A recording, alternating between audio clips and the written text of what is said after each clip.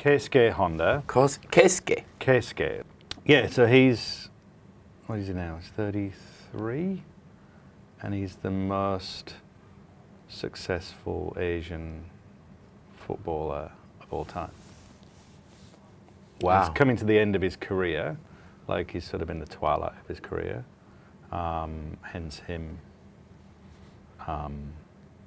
you know, doing the, you know, his business side of life. So what's he seeing Park?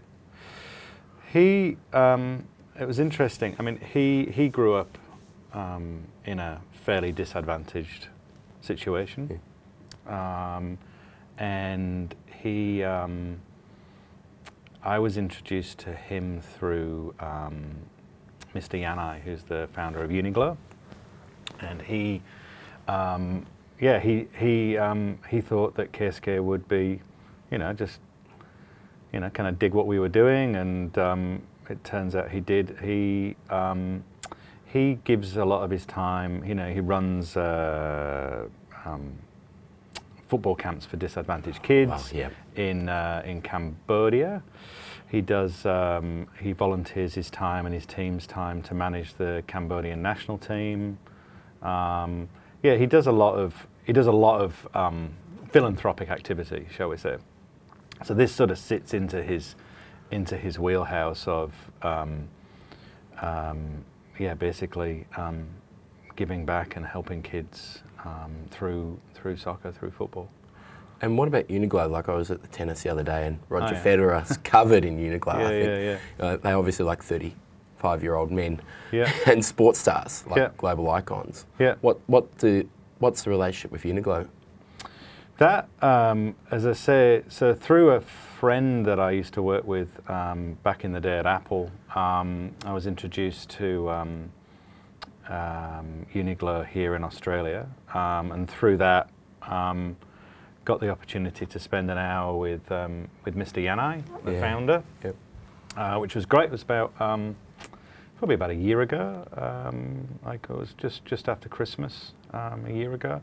And it was really interesting. We just had this opportunity to bond over the idea that sport is about community and about bringing people together, and not about performance, technology, etc. It was really around this sort of idea of, yeah, like a sport in a shared communal space. It was really interesting.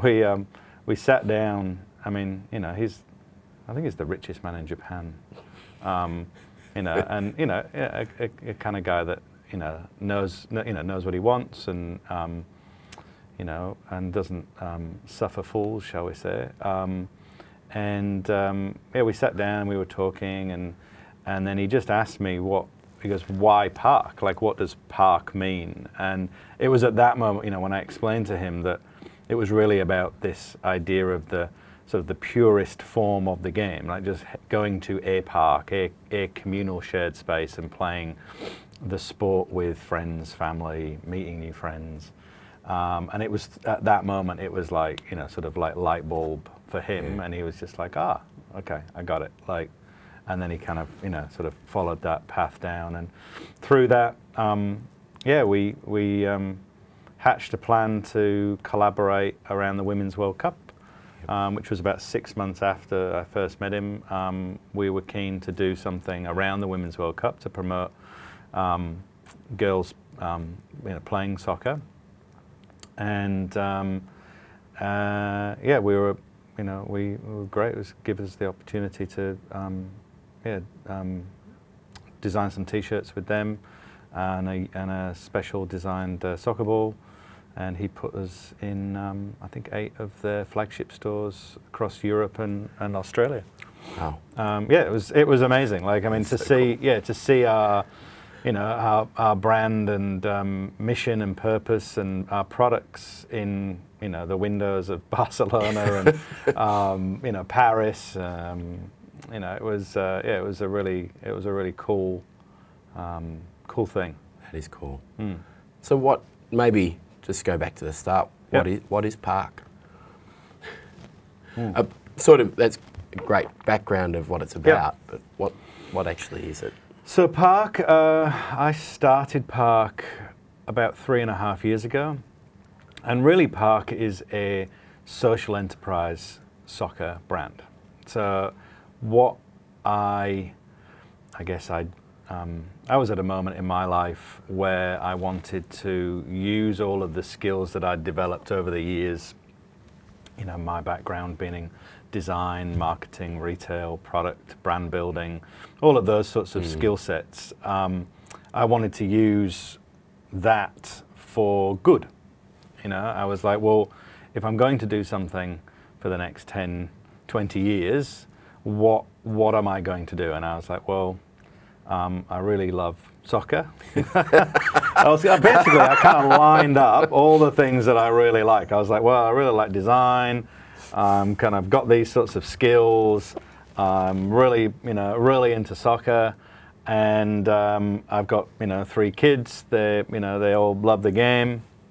I've coached kids, sort of community soccer for over a decade, and just love working with kids and getting them to see what they can do with them, just how to inspire them on the pitch and off the pitch. And so I was like, okay. And it was interesting. My wife said to me, okay, well, if you could do anything, if money was no object and you could do anything, what would you do? And I said, I think I'd probably just stand in a field and coach kids soccer. Like, if I could get away with just doing that, I would do that. And she was like, well, why don't you just start at that point? So I was sort of had that in my head, and that's what I was sort of thinking about. And then it was sort of like a rainy day, and I was like standing out, looking out the back of the house, and there's our garden, and it was full of sports equipment and balls of different varieties. And I was having a complete dad moment with my eldest son, where I was telling him that,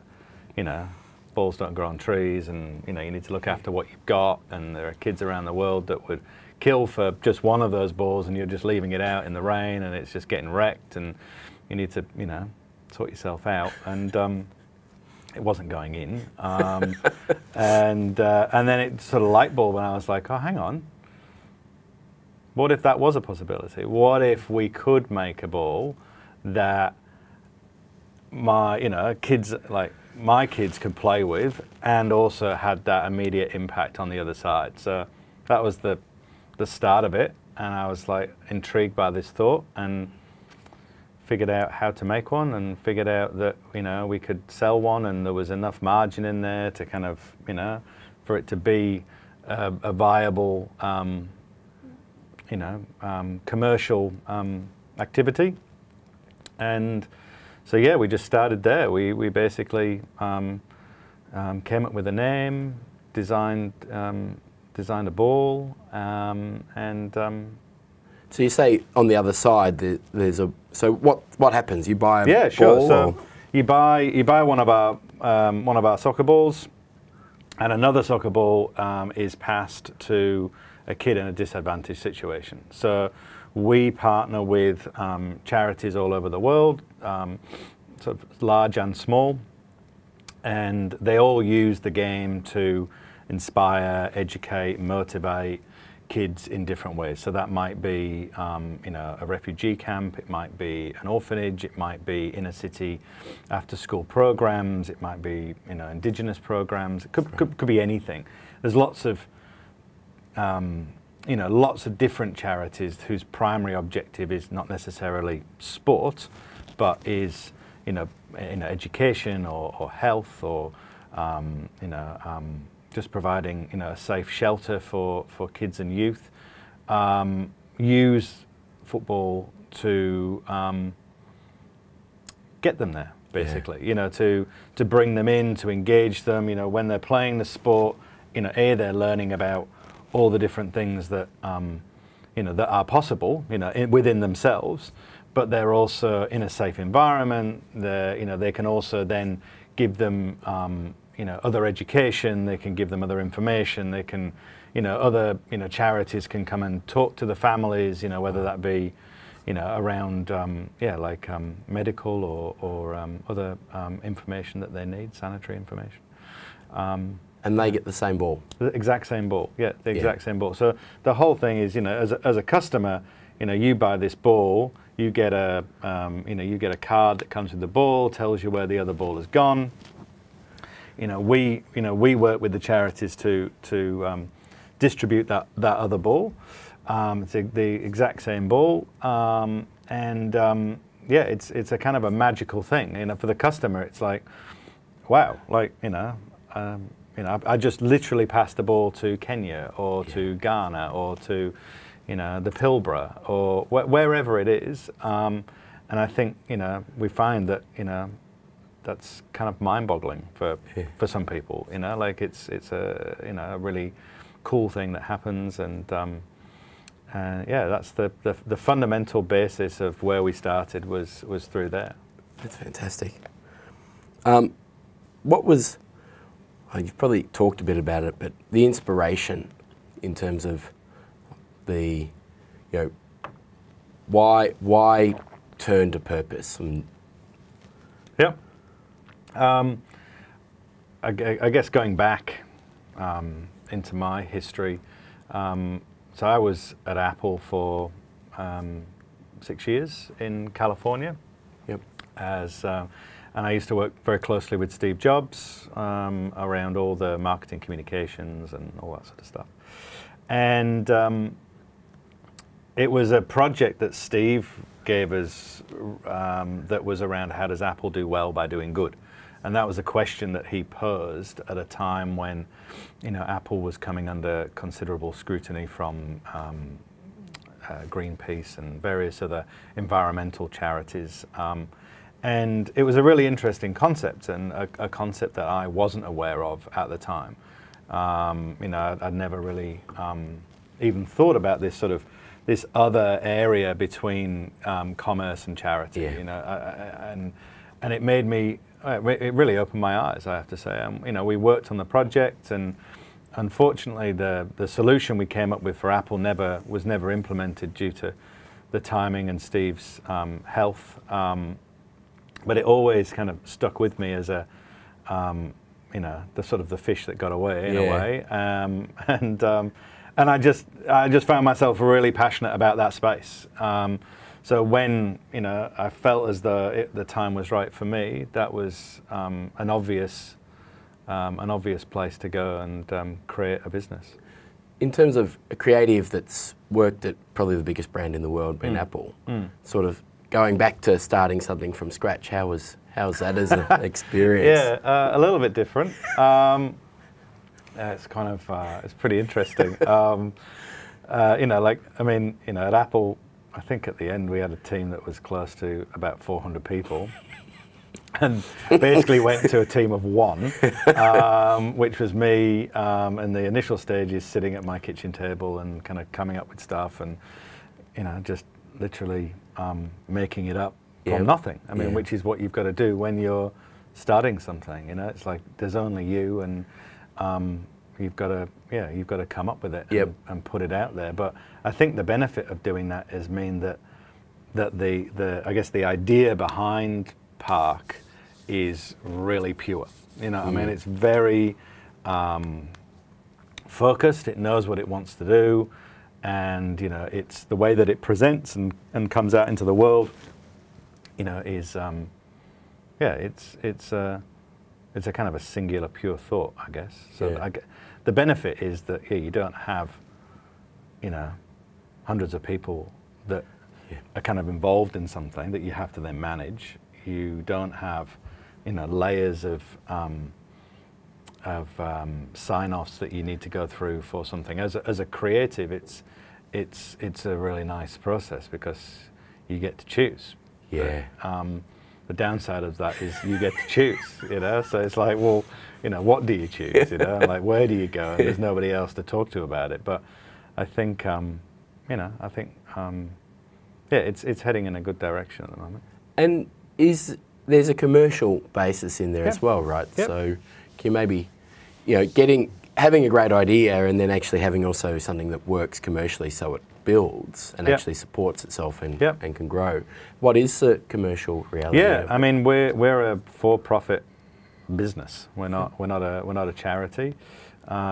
We basically look at our charitable impact, which is essentially the way that I look at it is that we build it into the product.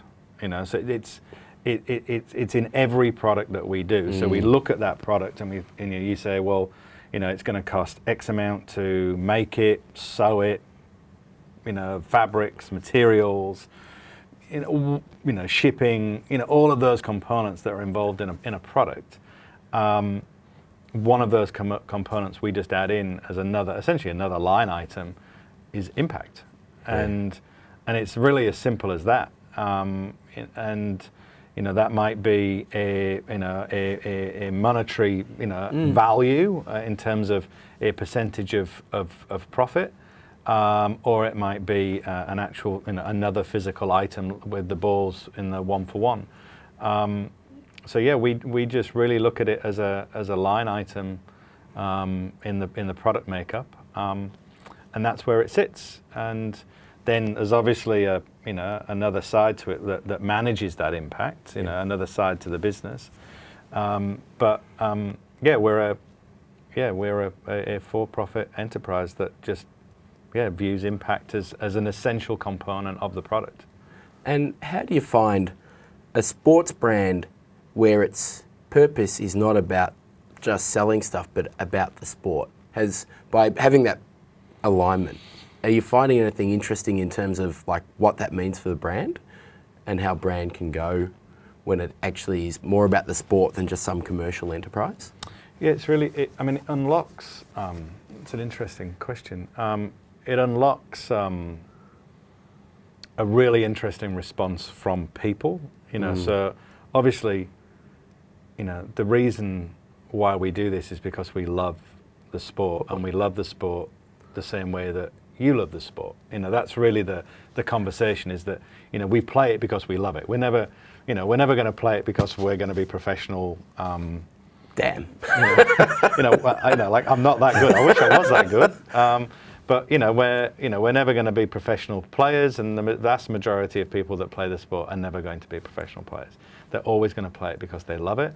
And I think that if you ask most people, what's been the greatest thing about playing the sport over the course of however long they've done it, they will say it's all the people that I've met through playing it. I've met so many amazing people. I've built friendships. Cross-cultural friendships, class, friendships. Sport is the great leveler. You turn up, you put your boots on, and you go out there, and you're part of a team, and and I think that for me has always been what I got out of it. I got my first job from playing the sport. I got, I've met, you can go anywhere in the world. You can turn up in, Tokyo, or in the middle of, on holiday in, Bali or India or wherever, and somebody's playing a game of pickup soccer, and you ask if you can join in, and they let you come in, and before you know it, you're kind of high-fiving them and having a good time. And it's I find that starting a sport brand that stands for that part of sport, that there isn't one. Like all the sport brands stand for the performance, and they strive to deliver that performance, which is great, and the sport needs that at the very top end of what it does. But there's a huge the vast kind of, I guess, the vast groundswell of the sport behind that is really just people playing for friendship, for fun, for the love of it. And how do the professional sportsmen respond to your brand? Yeah, pretty well. I mean, we've done, we did a collaboration with Juan Mata, his charity, Common Goal, and We recently, one of the Japanese players, Keisuke Honda, who's probably the most successful Asian footballer of all time. He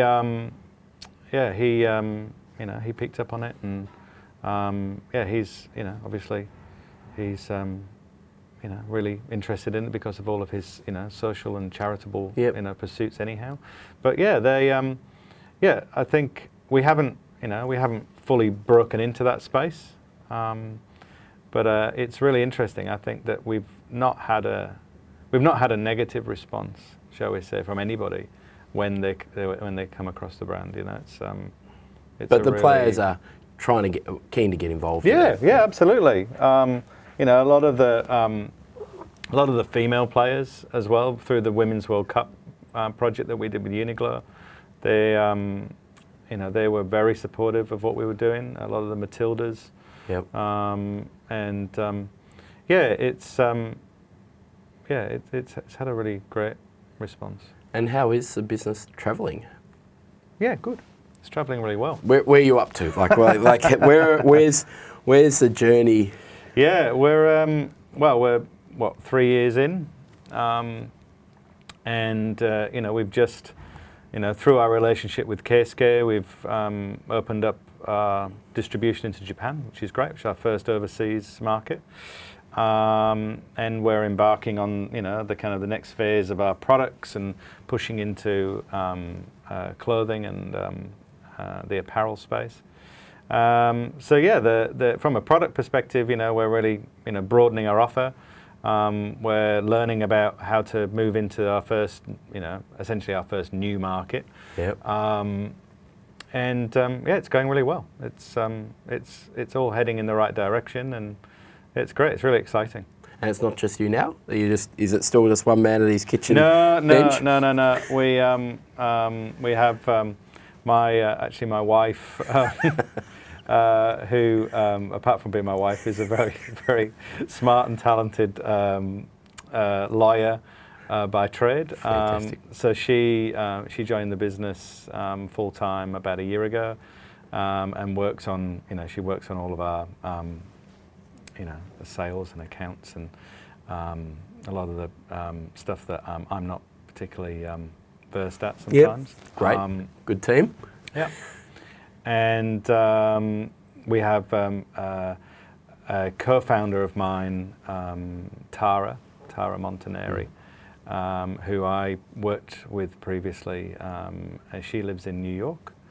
So she was with me right from the beginning in a kind of part-time basis, essentially that allowed us to open up the US market right from the beginning, which was great. Yep. So it's a small team, but we basically, the way that we work is that we find really talented people, that we want to collaborate with. Yep. I think that it works really well for us to do it that way. It allows us to be nimble and responsive, and we can just pull in a team around product, or we can pull in a team around marketing, or we can pull in a team around anything really. Just allows us to get done what we need to get done. Yep. And one of the other elements of your business a bit different is how you funded it in terms of the second or third phase of growth. So, do you want to talk about crowdfunding? It was 18 months ago. We got to a stage, the initial stages were essentially self-funded, and then we got to that point where we needed to grow a little bit more, and we decided that, obviously given the purpose of Park and our love of community, we decided that going to a crowdsourced funding was the best way to go about it. So we decided to go with the Birchal platform at that point, went out to our fan base and told them what we were doing and what we wanted to do, and asked them if they wanted to join the team, really. And it was great. We raised $316,000, I think, from 112 investors, and some, invest in. It was great. It was really amazing to see, actually. Like what we really wanted was, like parents buying into our brand for their kids, and a whole range of people like coming on board, and that's what we got. We got sort of sophisticated investors all the way down to, literally, a kid putting in, their pocket money through their parents, and being really passionate and driven by what we were doing and wanting to, be involved. And yeah, it's been a really amazing process. Unlocked a lot of things that we just, didn't even really know was there. So the investors give you more than capital? Yeah, no, absolutely. Yeah, I mean, my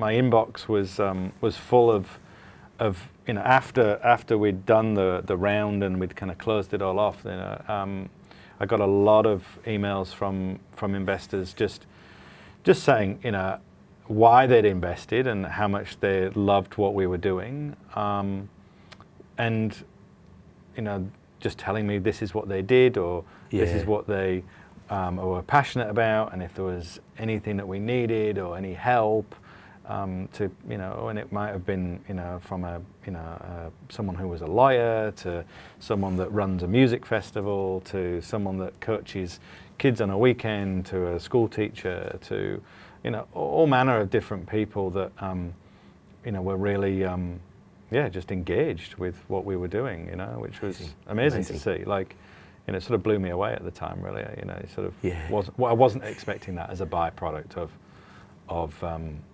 raising capital. Yeah, it's amazing, and a brand that actually has traction, obviously, or in terms of opportunity, often brands can use a lot of money. Like in terms of just scaling up and sort of realising opportunity. Is that something which you sort of see as part of the next phase in terms of going forward? Yeah, no, we've definitely got to a point where, in a way, we've done a really great job of a proof of concept at this point.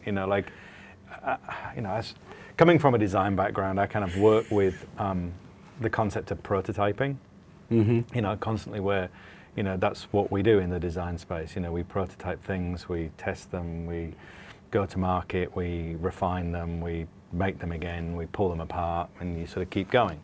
And I sort of come to business with a similar design-led philosophy.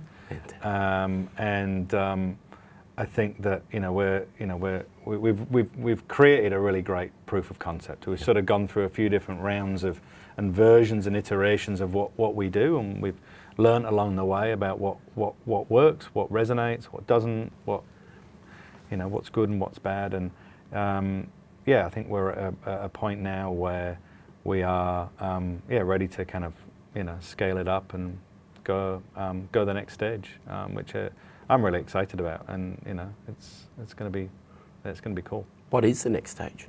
What does it look like?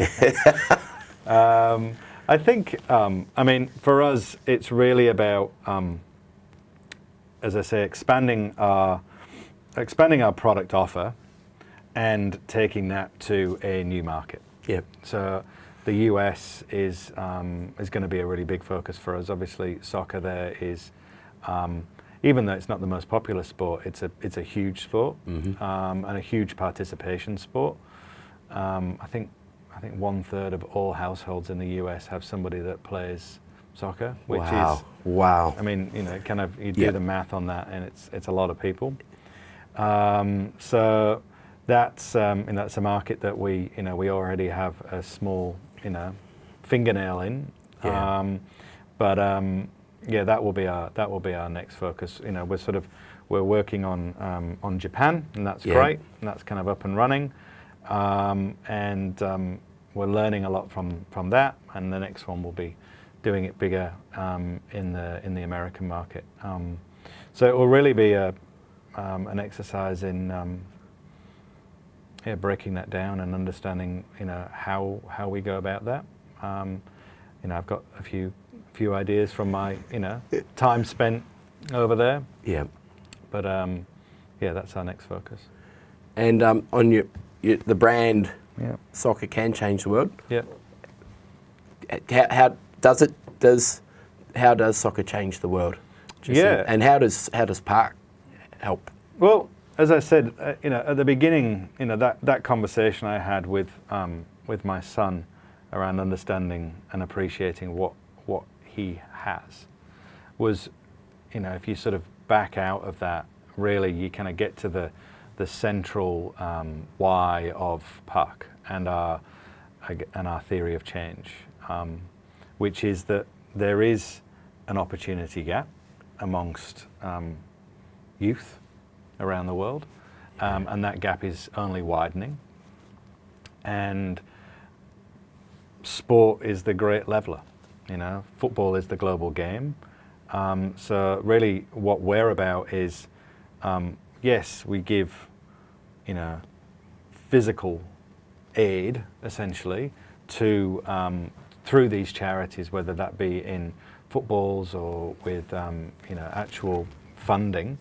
But really, the great change comes from changing the attitudes and on the advantage side, and getting us to kind of really sort of open our eyes and see that there is this issue, and that we can do something about it, and we can do it in a engaging and fun and inspiring way. It doesn't, it doesn't have to be a chore. It's something, we're a brand that puts fun, great, cool products in front of people, and they're a pleasure to use, they're a pleasure to buy, and at the same time, that you're creating some valuable impact. And I think that, that changing of attitudes and that shift in mindset is, I believe, is what our great impact will be. Yeah. We're seeing it already with just the response that we get from people that come across the brand, or buy the products, or just see what we're doing. The amount of people that that want to write this, have a sticker of it on their laptop or on their water bottle, or get in contact with us and say, just love what you're doing, and how do I get involved, and can I be an ambassador, and can I bring this into my local school? Can I, it's clearly there's we're hitting the right chord with people, and it's really just now about us, continuing to grow and get it in front of more people, and the more people that we can get the message in front of, the more people that we'll be able to bring into the movement, and the more change that we'll be able to create. I think it's fantastic. Congratulations on building an amazing brand that actually resonates. That the brand is about. There's something truthful in the purpose. It's a really, when you start to see it working, it's you do get a real kick out of it. It's fun. It's a lot of fun. So to say. Yeah. No, there are a lot of puns in this business. You say them all the time, and then you realise it, and you're like, oh my god, I can't believe I said that one again. It's pretty cheesy. Sport has a lot of cliches. You could probably string it together. Yeah. No, totally. Keske, Honda, biggest, not tallest, but the biggest player in Asia, engaged and believes in the purpose.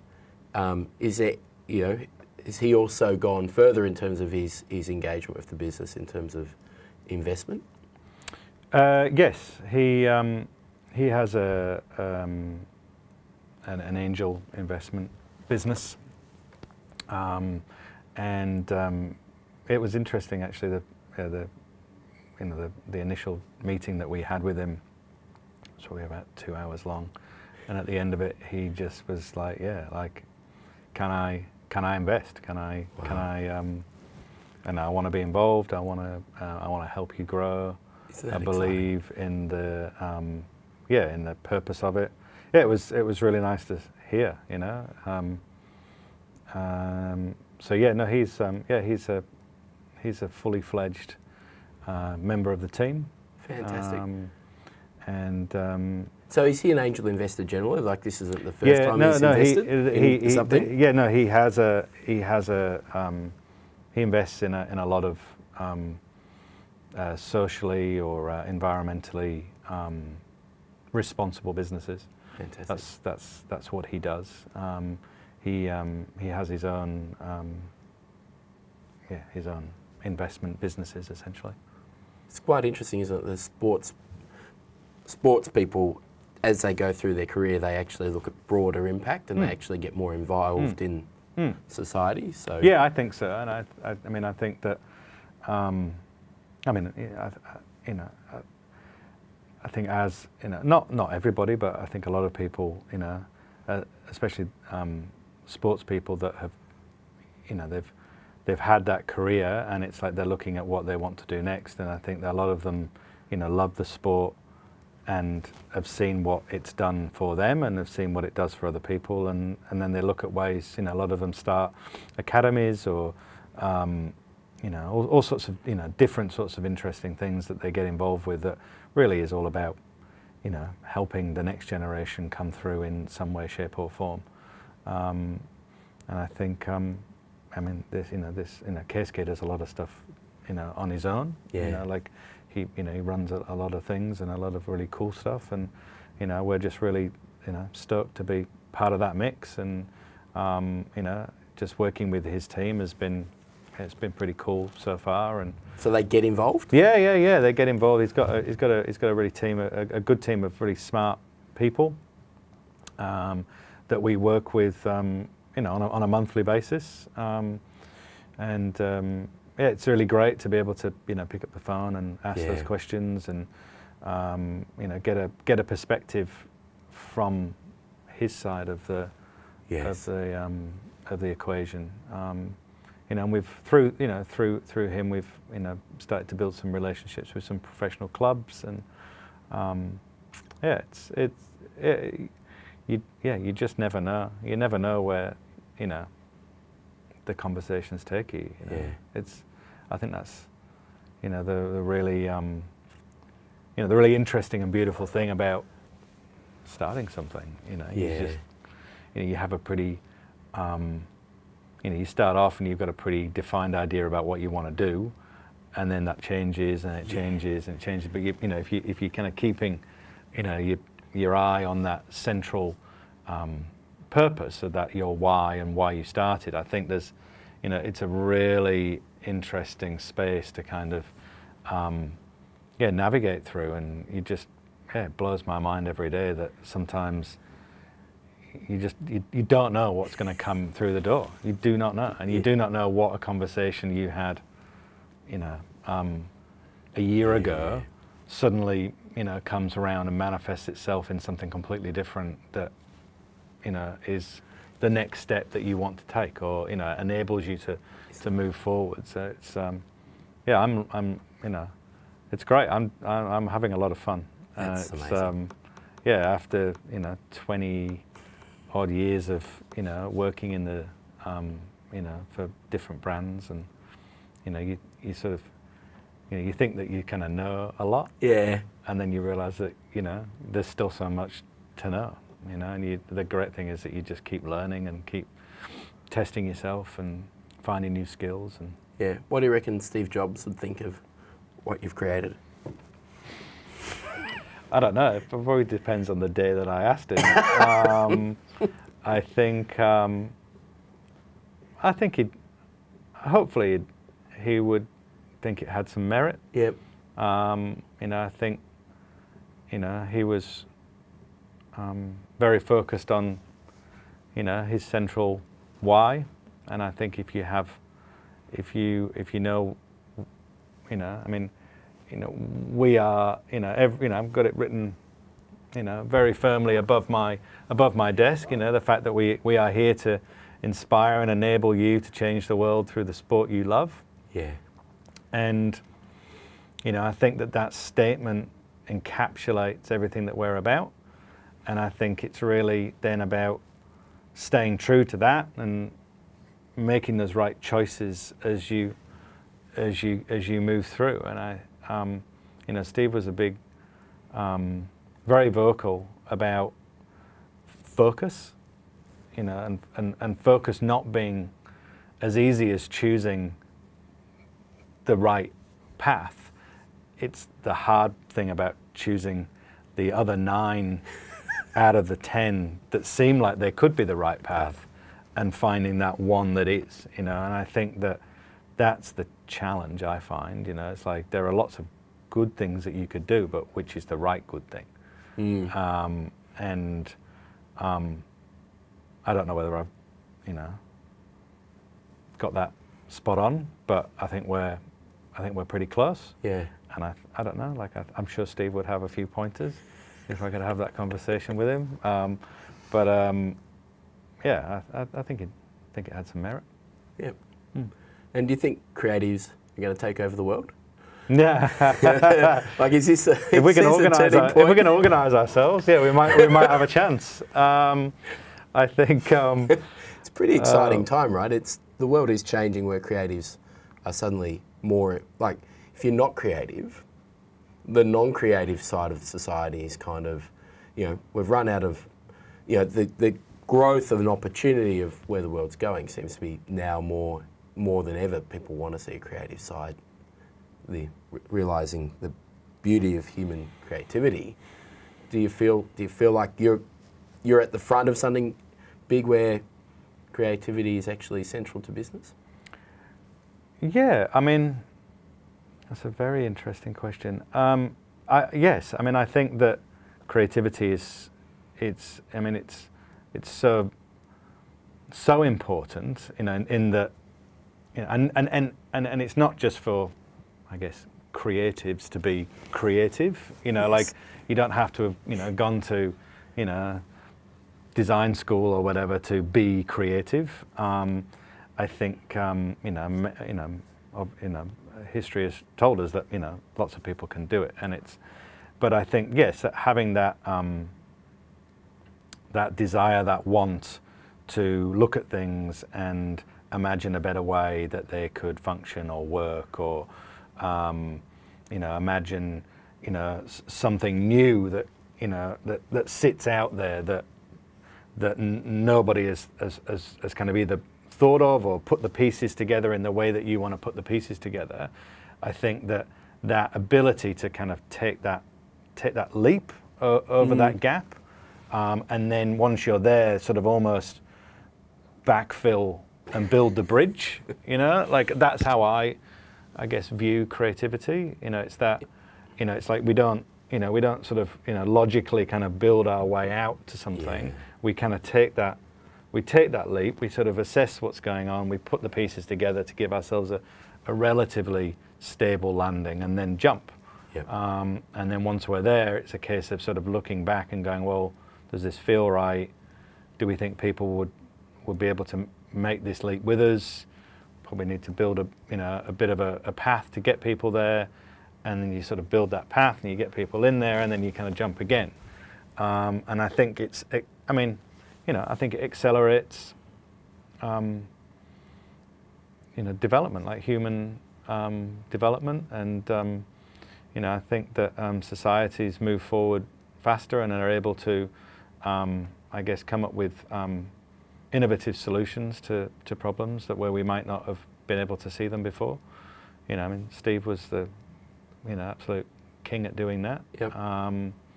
So yeah, no, I obviously I'm slightly biased, but I think that creativity is very important,